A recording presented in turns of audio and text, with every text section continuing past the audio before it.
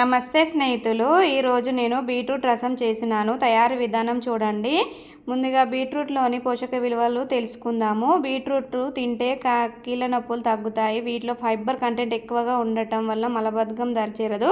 బీట్రూట్లో B6, C, folic acid, potassium, magnesium, phosphorus, protein, iron వంటి పోషకాలు ఉంటాయి.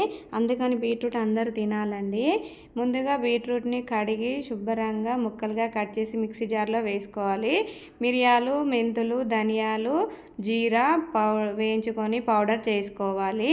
ఇంకా స్టవ్ ఆన్ చేసి కడాయి పెట్టుకోవాలి. ఆయిల్ వేడైన తర్వాత జీలకర్ర, ఆవాలు వేసుకోవాలి. అవి వేగిన తర్వాత మినపప్పు, శనగపప్పులు వేసుకోవాలి. అవి దోరగా వేయించుకున్న తర్వాత 4 పచ్చిమిర్చి ముక్కలు వేసుకోవాలి. అలాగే వెల్లుల్లి రెబ్బలు వేసుకోవాలి, ఒక 10. ఇంకా అవి చక్కగా వేగాలి. వేగిన తర్వాత కరివేపాకు వేసుకోవాలి. కరివేపాకు వేగిన తర్వాత చూడండి పసుపు వేసుకోవాలి, కొంచెం ఉప్పు వేసుకోవాలి, కొద్దిగా కారం కూడా వేసుకొని అవి కొంచెం ఫ్రై చేసుకోవాలి. ఫ్రై చేసుకున్న తర్వాత చింతచారు వేసుకోవాలి. నా స్టైల్లో బీట్రూట్ రసం అయితే నేను ఎప్పుడు ఇలాగే చేస్తానండి. మా ఇంట్లో వాళ్ళందరూ ఇష్టంగా తింటారు. చూడండి ఇలా గ్రైండ్ చేసుకోవాలి.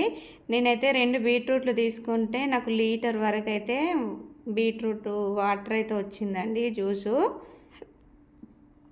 ఇలా చక్కగా ఒక 10 నిమిషాలు మరిగించుకోవాలండి. చివరిగా మనం దంచుకున్న పొడి అంతా వేసుకోవాలి. ధనియా పొడి, జీరా పొడి, మిరియాలు అవన్నీ కలిపి వేసుకోవాలి. వేసుకున్న తర్వాత మళ్ళొక 5 నిమిషాలు మరగనివ్వాలి. ఈ బీట్రూట్ కలర్ చూడండి ఎంత బాగుందో. మేమైతే రసం, juice, beetroot fry, beetroot rice ఇవన్నీ తింటామండి ఇష్టంగా. అంతే. వీడియో నచ్చితే లైక్ చేయండి, షేర్ చేయండి, మన ఛానల్ని సబ్స్క్రైబ్ చేసుకోండి స్నేహితులు. ఉంటాను.